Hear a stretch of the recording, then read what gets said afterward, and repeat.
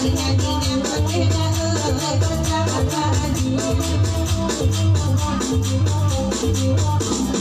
lỡ